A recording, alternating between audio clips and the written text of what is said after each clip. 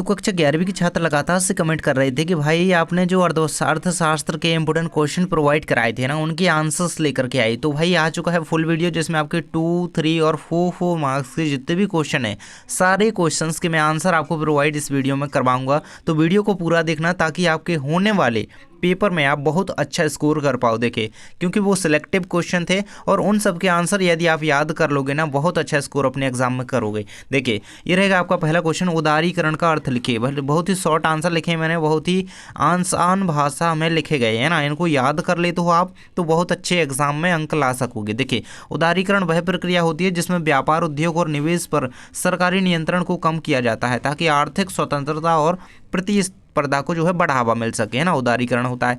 Next हमारा आ जाता है ब्रूटलैंड कमीशन क्या है। वही आंसर दिया गया है सन 1987 में हमारा साझा भविष्य रिपोर्ट में सतत विकास की परिभाषा दी गई है ना, जो भावी पीढ़ियों की आवश्यकताओं का ध्यान रखती है ना। ये किसके अंतर्गत आती है? ब्रूटलैंड कमीशन, है ना, इसके अकॉर्डिंग ये परिभाषा दी गई थी। ये एक राष्ट्र का आयोग है। नेक्स्ट हमारा निजीकरण का अर्थ लिखिए। भाई इंपोर्टेंट क्वेश्चन है, उदारीकरण के अथवा में आता है निजीकरण ना, इसको याद रखना। निजीकरण वह प्रक्रिया है जिसमें सरकारी उद्योगों का जो है, उद्यमों का स्वामित्व और प्रबंधन निजी क्षेत्र के को हस्तांतरित कर दिया जाता है। मतलब सरकारी उद्यम जो होते हैं ना, उन्हें उनका स्वामित्व जो है कहाँ पे? प्राइवेट कंपनीज को दे दिया जाता है ना, जिससे दक्षता या लाभप्रदता बढ़ती है ना। तो इसका निजीकरण ये अर्थ होता है, मतलब उसका निजीकरण कर दिया, है ना, एक तरीके से प्राइवेट, सरकार से क्या प्राइवेट में दे दिया तो निजीकरण हो गया। यही निजीकरण चल रहा है देश में। नेक्स्ट हमारा अर्थशास्त्र से आप क्या समझते हैं? देखिए, अर्थशास्त्र वह अध्ययन है जो सीमित संसाधनों के उत्पादन, वितरण और उपभोग से संबंधित है, साथ ही मानव की आर्थिक समस्याओं का जो है समाधान करता है। भाई इसे याद रखना। देखो, आप लोग चैनल पर नए हो तो सब्सक्राइब कर लेना, क्योंकि आपकी वार्षिक परीक्षा का टाइम टेबल जो है आ चुका है और मैं आपकी तैयारी पूरी की पूरी करवा सकूँ इसी तरीके से। तो आप चैनल को सब्सक्राइब कर लो और जुड़े रहना, है ना, टाइम टेबल देख लेना। आपका अगला क्वेश्चन रहेगा उपभोक्ता के कोई दो कार्य लिखिए। भाई तो आंसर दिया गया है उत्पादों और सेवाओं का उपभोग करना, बाजार में वस्तुओं की मांग जो है उत्पन्न करना। जब आप लोग खरीदोगे नहीं तो मतलब आप लोग अगर मांग नहीं करोगे तो बाजार में वस्तुएं रखेगा कौन, है ना। उत्पाद की सेवाओं का उपभोग करना, है ना, ये सेवाएं अपन को मिल रही हैं, उसका उपभोग अपन ही तो कर रहे हैं। आंकड़ों के शाब्दिक प्रस्तुतिकरण की कोई दो सीमा लिखिए। 2 नंबर में क्वेश्चन बनेगा, आंकड़ों का विश्लेषण करना कठिन होता है किससे? इसकी सीमाएं हैं ये, है ना, शाब्दिक प्रस्तुतिकरण की, और तुलना और प्रवृत्तियों का प्रदर्शन प्रभावी नहीं होता है। 2 नंबर में याद कर लेना इसे। नेक्स्ट हमारा क्वेश्चन आ जाता है, अच्छी प्रश्नावली के कोई 2 गुण लिखिए। आंसर रहेगा आपके सामने, प्रश्न स्पष्ट, सरल और संक्षिप्त होने चाहिए, उत्तरदाताओं के दृष्टिकोण को समझने योग्य हो। अगला क्वेश्चन आपका रहेगा, प्राथमिक तथा द्वितीयक आंकड़ों से क्या आशय है, मतलब इनमें अंतर क्या है। मतलब आप इनकी परिभाषा सीख लेंगे तो अंतर आसानी से लिख देंगे। स्रोत के आधार पर, उद्देश्य के आधार पर अंतर दिया गया है। देखिए, प्राथमिक आंकड़े जो है शोधकर्ता द्वारा प्रत्यक्ष संकलित होते हैं, मतलब इनका ये स्रोत है, और ये अन्य स्रोतों के लिए किए गए आंकड़े होते हैं, और विशिष्ट शोध उद्देश्य के लिए प्राथमिक आंकड़े निकाले जाते हैं। और ये क्या है? पूर्व तैयार आंकड़ों के उपयोग के लिए द्वितीयक आंकड़ों का यूज़ किया जाता है। नेक्स्ट क्वेश्चन हमारा, द्वितीयक डेटा को प्राथमिक डेटा से कैसे भिन्न है। मतलब द्वितीयक डेटा और प्राथमिक डेटा मतलब एक ही तरीका हो सकता है, अंतर है एक अंतर याद रखिएगा इसमें। ये आंसर आप कंप्लीट कर लीजिएगा। नेक्स्ट हमारा, अच्छे प्रतिदर्श की कोई 2 विशेषताएं दीजिए। भाई मैं जल्दी जल्दी वीडियो बना रहा हूँ क्योंकि फ़ोन में ना स्टोरेज बहुत कम है, और अगर ये भर गया तो मैं बोलते रहूँगा और वीडियो रुक जाएगी तो दिक्कत हो जाएगी, है ना, और वीडियो काफ़ी लंबी होने वाली है, क्योंकि 40 तो आपके केवल 2-2 नंबर के प्रश्न है ना, और सारे 3 नंबर के बहुत सारे हैं, फिर 4 नंबर के भी काफ़ी हैं, 10-15 लगभग क्वेश्चन है ना, तो पूरे कवर करेंगे। अच्छे प्रतिदर्श की कोई 2 विशेषताएं देख सकते हैं। प्रतिदर्श अध्ययन की जनसंख्या का सही प्रतिनिधित्व करता है। क्या करता है? प्रतिदर्श जो है सही जनसंख्या का जो है प्रतिनिधित्व करता है। यह निष्पक्ष और सटीक परिणाम प्रदान करता है हमें। नेक्स्ट हमारा रहेगा, 2 प्रकार के समांतर माध्यमों के नाम लिखिए। तो अंकगणितीय और ज्यामितीय माध्य, है ना, जो आपके में है वही आप लिखिएगा। नेक्स्ट है आपका माध्य किसे कहते हैं? माध्य आंकड़ों का औसत मान होता है। भाई बिल्कुल से इस क्वेश्चन का आंसर याद कर लो, आने वाला है आपका। क्या फिर 1 नंबर की एक शब्द वाक्य में आ जाए या फिर आपका 2 नंबर में आ जाए। सह संबंध को परिभाषित कीजिए। भैया आया हुआ क्वेश्चन है, बिल्कुल से याद कर लेना। सह संबंध 2 चर के बीच एक सांख्यिकीय संबंध को मापता है जो उनके परस्पर प्रभाव की दिशा और सीमा को प्रदर्शित करता है। नेक्स्ट हमारा रहेगा, निर्देशांक की 3 विशेषताएं लिखिए। 3 नंबर में या 2 नंबर में ये क्वेश्चन बन सकता है। यह तुलनात्मक अध्ययन में सहायक है। क्या? निर्देशांक।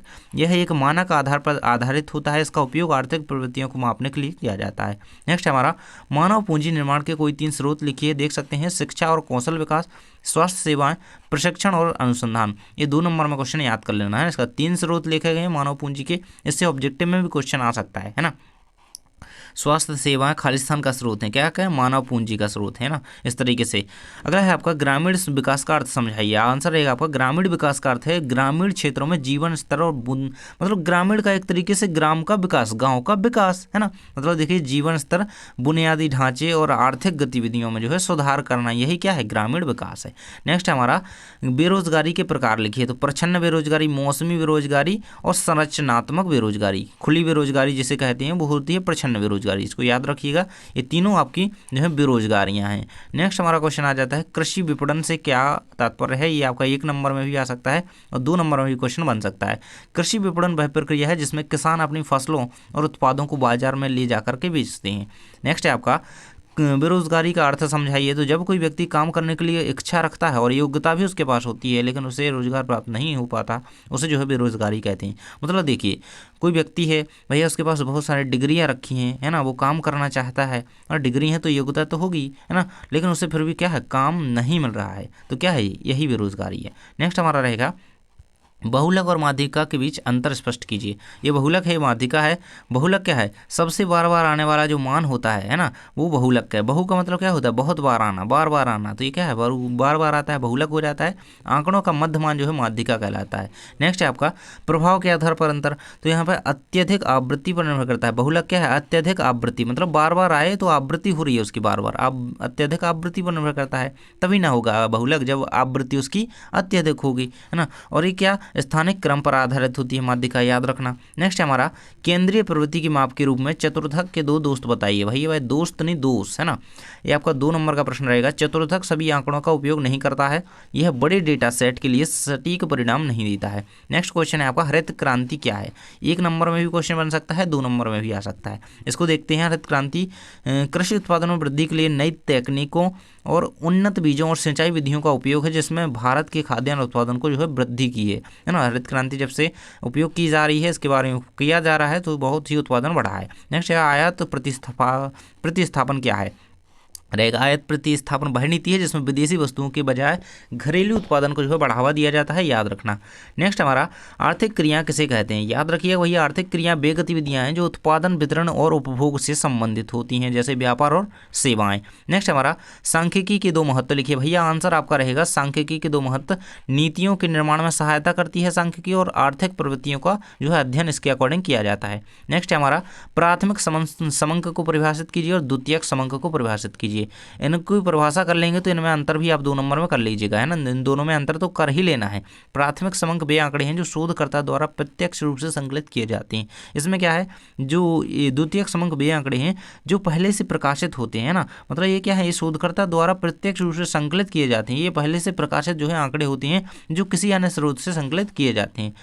नेक्स्ट है हमारा क्वेश्चन आंकड़ों के वर्गीकरण का अर्थ लिखिए। देखिए आंसर रहेगा आंकड़ों के वर्गीकरण का अर्थ है उन्हें विशेष समूहों या वर्गों में व्यवस्थित करना। मतलब वर्गीकरण मतलब बांटना, एक तरीके से उन्हें विभिन्न समूहों में एक तरीके से बांटना। नेक्स्ट हमारा आर्थिक डेटा क्या है। आंसर रहेगा आर्थिक डेटा वे आंकड़े होते हैं जो व्यापार, उत्पादन और रोजगार, आय जैसी आर्थिक गतिविधियों से मतलब रिलेट करते हैं, संबंध रखते हैं, वो आर्थिक डेटा होते हैं। नेक्स्ट हमारा देखिए व्यापार, हम आर्थिक की बात करें तो वो व्यापार के अकॉर्डिंग ही रिलेट करता है, तो इसी से हो जाएगा। अगला है माध्यिका का अर्थ लिखिए है ना। बहुलक, माध्यिका, माध्य, ये क्या होते हैं, इनको पढ़ के जाना तीनों चीज़ों को। माध्यिका आंकड़ों के स्थानिक क्रम के मध्य का मान होता है, मतलब मध्य का होता है जो उसे माध्यिका कहते हैं है ना। स्थानिक क्रम जरूर से याद रखना। नेक्स्ट है आपका सांख्यिकीय माध्य से क्या आशा है। सांख्यिकीय माध्य से तात्पर्य सभी आंकड़ों का औसत मान होता है ना। सभी जो आंकड़े हमें प्राप्त हुए हैं, जो आंकड़े हम ज्ञात कर रहे हैं, जिन आंकड़ों का हमें जो है माध्य ज्ञात करना है, कुछ भी ज्ञात करना है, तो वो क्या है, उन आंकड़ों का जो है औसत मान क्या होता है, सांख्यिकीय माध्य होता है, जो कि वितरण की केंद्रीय प्रवृत्ति को प्रदर्शित करता है। नेक्स्ट है हमारा अर्थव्यवस्था के क्षेत्र कौन कौन सी हैं। तो देखिए ये क्वेश्चन जरूर से याद रखना, 2 नंबर में क्वेश्चन बनेगा है ना। और प्राथमिक क्षेत्र के अंतर्गत क्या आता है, कृषि कृषि आता है। इससे ऑब्जेक्टिव आपका 1 नंबर में बनना ही बनना है, 100% बनना है ना, कि द्वितीयक क्षेत्र के अंतर्गत निम्न में से आता है क्या, उद्योग आते हैं, है ना। प्राथमिक क्षेत्र में क्या आता है, कृषि हो गई, मत्स्य उद्योग हो गए, है ना, दूध डेयरी हो गई, मतलब ये कृषि प्राकृतिक चीजें ज्यादातर प्राथमिक क्षेत्र में ही आती हैं। तृतीय क्षेत्र में क्या आती हैं, सेवाएं, है ना।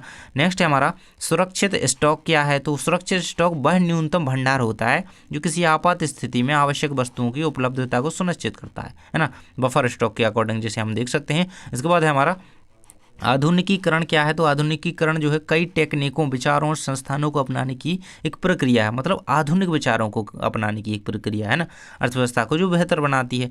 नेक्स्ट हमारा समानता का अर्थ बताइए। समानता, देखिए समानता का अर्थ है सभी व्यक्तियों को समान अधिकार व अवसर मिलना चाहिए और उसे सामाजिक या आर्थिक स्तर कोई भी ना हो, मतलब सामाजिक या आर्थिक दृष्टि से उसकी मतलब भेदभाव नहीं होना चाहिए, इसी बात है समानता।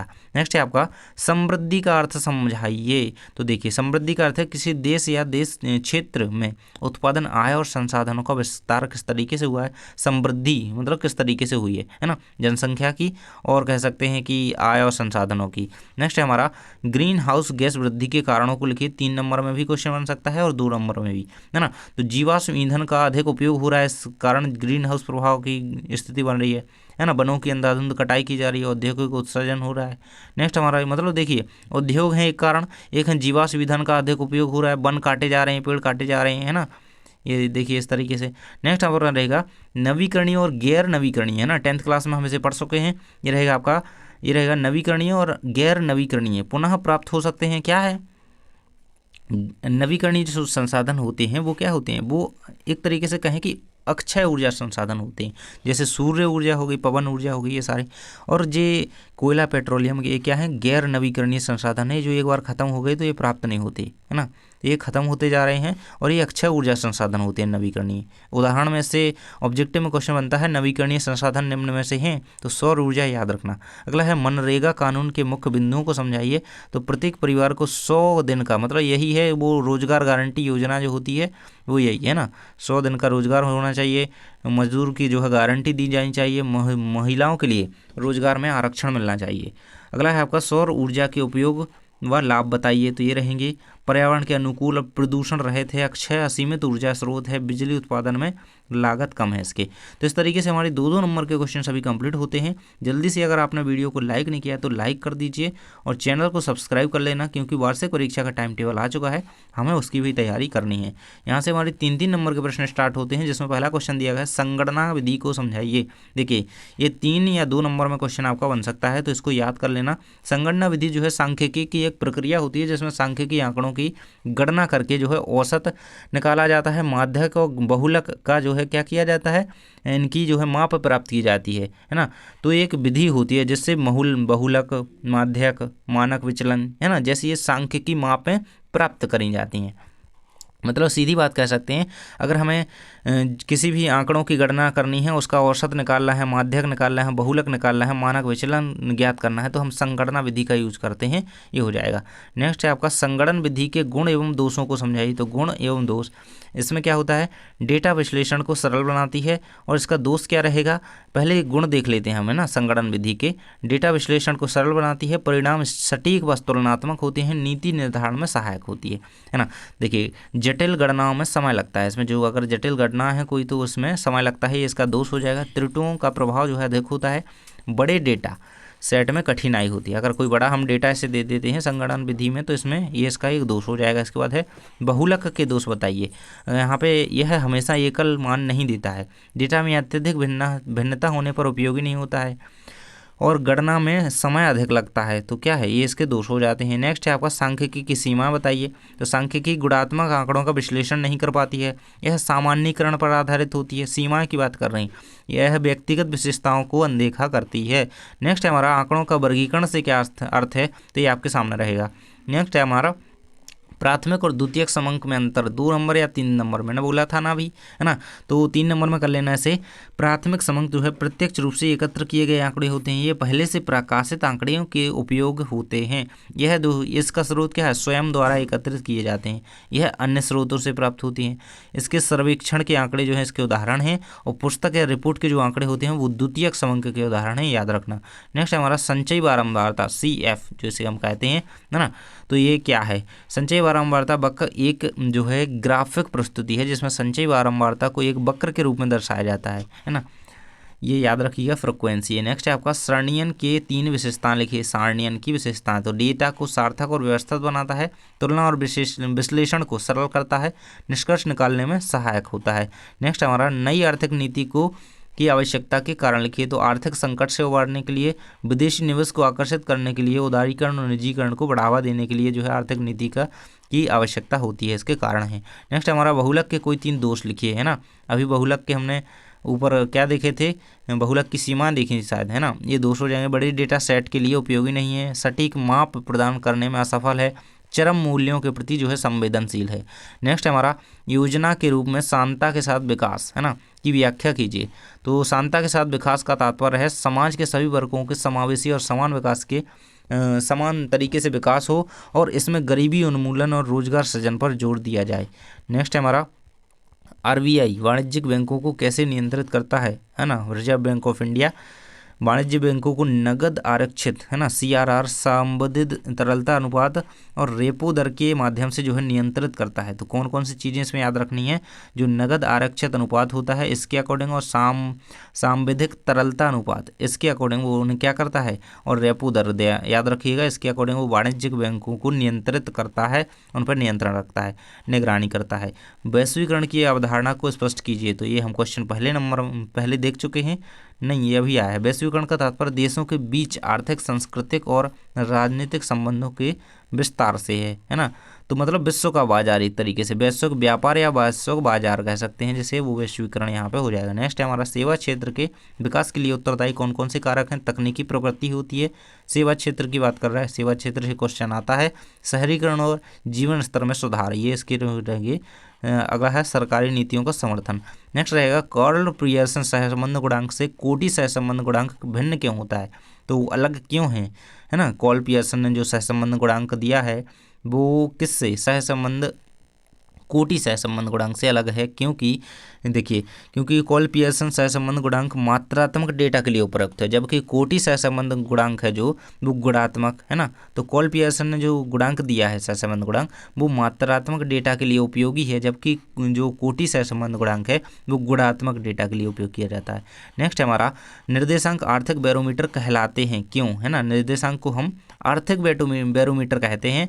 तो इसका आंसर आपके सामने दिया गया है। निर्देशांक आर्थिक बैरोमीटर कहलाते हैं क्योंकि वे आर्थिक गतिविधियों के सामान्य स्तर को मापने और उनकी प्रवृत्ति को दर्शाने में सहायक होती हैं। नेक्स्ट है सूचकांक बनाने की सामान्य विधि की विवेचना कीजिए। आंसर कंप्लीट कर लीजिएगा, है ना। सूचकांक बनाने की सामान्य विधि में आधार वर्ष, भार निर्धारण और सूचकांक की गणना शामिल की जाती है।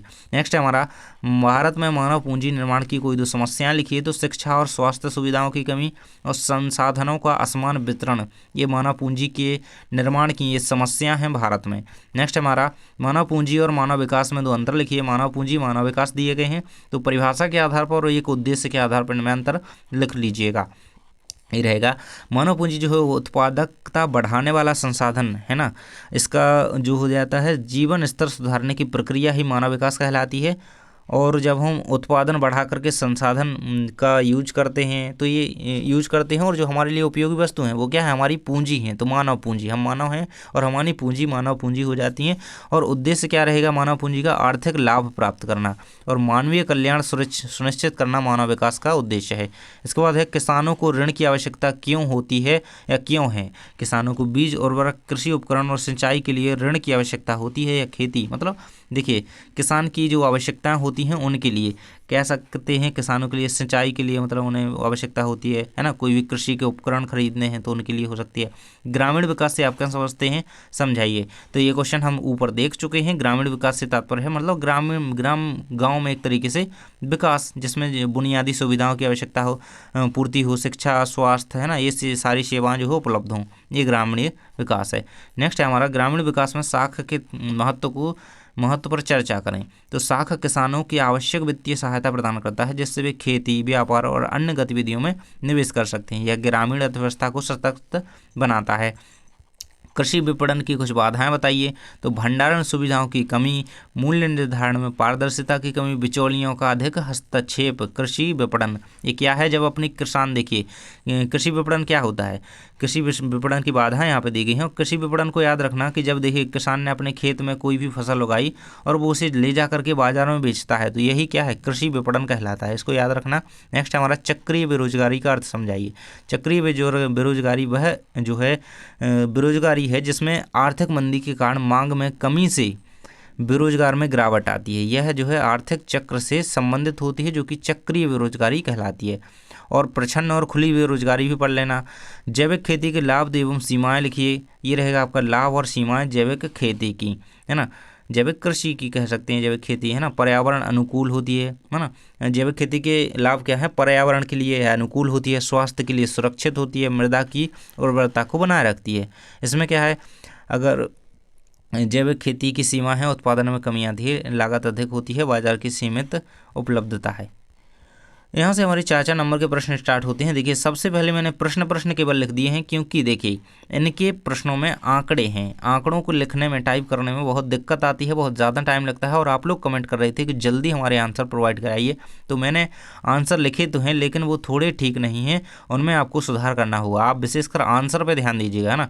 पहले तो मैं आपको क्वेश्चन सारे दिखा देता हूँ, है ना। ये रहेगा आपका समानता, आपको किसकी गुणांक की गणना करनी है, विस्तार गुणांक की, है ना। धनात्मक और ऋणात्मक सहसंबंध को अर्थ सह समझाना है, इसका तो सही से लिखा होगा। इसका है आपका समंकों के वर्गीकरण से आप क्या समझते हैं, है ना, इसको भी देख लेंगे, है ना। केंद्रीय प्रवृत्ति की माप से आप क्या समझते हैं, इसके 2 कार्य, समांतर माध्य के 4 गुण, है ना। ये सारे जो क्वेश्चन है ये लिखावट वाले, है ना, थ्योरी वाले कह सकते हैं, तो इन्हें हम अच्छी तरीके से लिखे हुए देखेंगे, कोई दिक्कत नहीं है। लेकिन जो आंकड़े वाले ऐसे क्वेश्चन होते हैं ना, वो थोड़ी दिक्कत आ जाती है इनमें। देखिए यहाँ पे देख सकते हैं प्रति दुकान, जो आपको क्वेश्चन में दिया गया है सारा कुछ, है ना, दुकानों की संख्या यहाँ पे, और फिर उत्तर यहाँ से करना स्टार्ट करेंगे। देखिए जो m बराबर लिखेंगे हम यहाँ पे माध्य, समांतर माध्य जो हमें निकालना है ना। m बराबर क्या होता है, वर्ग की न्यूनतम सीमा प्लस वर्ग की अधिकतम सीमा बटे 2, है ना। इस तरीके से ये पूरा लिखते हुए यहाँ पे इसका उत्तर सीधे आप देख लीजिए और इसे कंप्लीट कर लीजिएगा, है ना। इस तरीके के 2-4 क्वेश्चन और सॉल्व कर लेना ताकि बन जाए। ये रहेगा समांतर माध्य 27.93 आपका यहाँ पे समथिंग आ जाता है। और अगला क्वेश्चन है, निम्नलिखित समंकों से विस्तार एवं विस्तार गुणांक की जो है गणना कीजिए। ये सारे आपकी संख्याएं दी गई हैं, आपको गुणांक दिए गए हैं, और इस तरीके से आपको विस्तार बराबर अधिकतम मान माइनस न्यूनतम मान, है ना। तो अधिकतम मान इसमें देखेंगे हमारा क्या है, 70 है, और न्यूनतम मान कितना हमारा 20 है, -20 दिया गया है ना, मतलब सबसे कम। तो ये कितना हमारा जोड़ पीट करके आ जाता है ना। तो इसका आंसर क्या आ जाएगा आपका, विस्तार से 1.8। तो ये आपको याद रखना है, विस्तार गुणांक का उत्तर, है ना। अगला क्वेश्चन हमारा था धनात्मक एवं ऋणात्मक सहसंबंध के अर्थ को समझाइए। तो ये धनात्मक और ऋणात्मक दोनों सहसंबंध के बारे में समझाया गया है ना। जब 2 चर के बीच ऐसा संबंध हो कि एक के बढ़ने पर दूसरा भी बढ़े, तो इसे क्या है, धनात्मक। इसमें धन हो रहा है, मतलब एक बढ़े, मतलब एक जा रहा है तो वो भी दूसरा भी उसके साथ चलेगा, मैं भी चलता हूँ, तो क्या है, वहाँ पे जुड़ गया एक, तो ये हो गया धनात्मक। जब 2 चर के बीच ऐसा संबंध हो कि एक के बढ़ने पर दूसरा घट जाए, अरे यहाँ पर ऋण हो जाएगा, कट जाएगा, एक जाएगा तो दूसरा कहीं मैं नहीं जाऊँगा, तो ये क्या हो जाएगा, ऋणात्मक सहसंबंध हो जाएगा। कीमत और मांग इसके उदाहरण है, याद रखना। नेक्स्ट है हमारा समंकों के वर्गीकरण से आप क्या समझते हैं। यहाँ पे देखिए समंकों के वर्गीकरण, उनके महत्व के बारे में बताया गया है, तो इसको याद कर लेना। नेक्स्ट हमारा क्वेश्चन आ जाता है 4 नंबर में, केंद्रीय प्रवृत्ति की माप क्या है, इसके 2 कार्य लिखिए। दोनों कार्य इसकी याद रखना, क्योंकि कार्य आपके 2 नंबर में बन सकते हैं। केंद्रीय प्रवृत्ति की माप जो है वह सांख्यिकीय मान होती है जो कि आंकड़ों के केंद्रीय स्थान को प्रदर्शित करता है।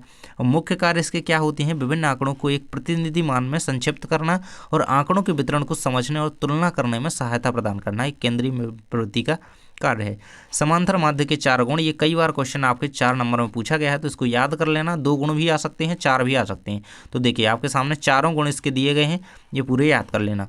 नेक्स्ट हमारा माध्यिका से क्या आशय है, इसके गुणों का वर्णन कीजिए। तो माध्यिका की परिभाषा यहाँ पे गुणों सहित दी गई है, याद कर लेना। नेक्स्ट हमारा आर्थिक उदारीकरण का देश के आर्थिक विकास में योगदान समझाइए। तो ये रहेगा, वो आर्थिक उदारीकरण से तात्पर्य सरकारी नियंत्रण को कम कर निजी और विदेशी निवेश को बढ़ावा देने से है। मतलब देखिए जो सरकारी नियंत्रण है देश में, उसे कम करके निजी प्राइवेट कंपनी जो हो गई, विदेशी निवेश हो गया, इन्वेस्टमेंट, उसको जो है बढ़ावा देने से आर्थिक उदारीकरण। अगला क्वेश्चन है वैश्वीकरण की अवधारणा को समझाइए। तो वैश्वीकरण का अर्थ दिया गया है, देखिए बहुत ही इसको अच्छी डिटेल में आपको पूरा लिखना होगा, तब आपको ये 4 नंबर में क्वेश्चन बनेगा और 4 नंबर मिलेंगे, है ना। इसको डिटेल में लिखना है, इसके प्रभाव लिखने चाहिए, इसको क्या होती है प्रक्रिया, पूरा कुछ, है ना।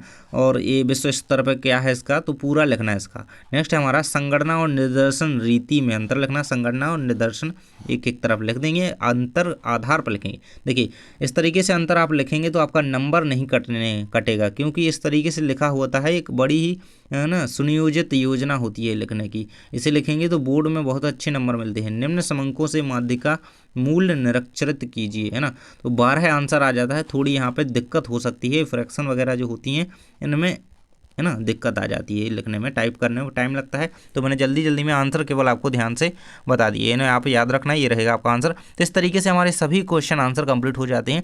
और जो आपको मैंने ये देखिए कुछ मैथमेटिकली जो क्वेश्चंस हैं आपके ना, आप कुछ और इसी टाइप के क्वेश्चन याद कर लेना, कुछ इन्हें ऐसे क्वेश्चन और मिलेंगे आपको, उन्हें सॉल्व कर लेना ताकि आपकी तैयारी हो सके, है ना। तो इतने सारे क्वेश्चन यदि आप कंप्लीट कर लेंगे तो निश्चित ही आप अच्छा स्कोर कर पाएंगे परीक्षा में।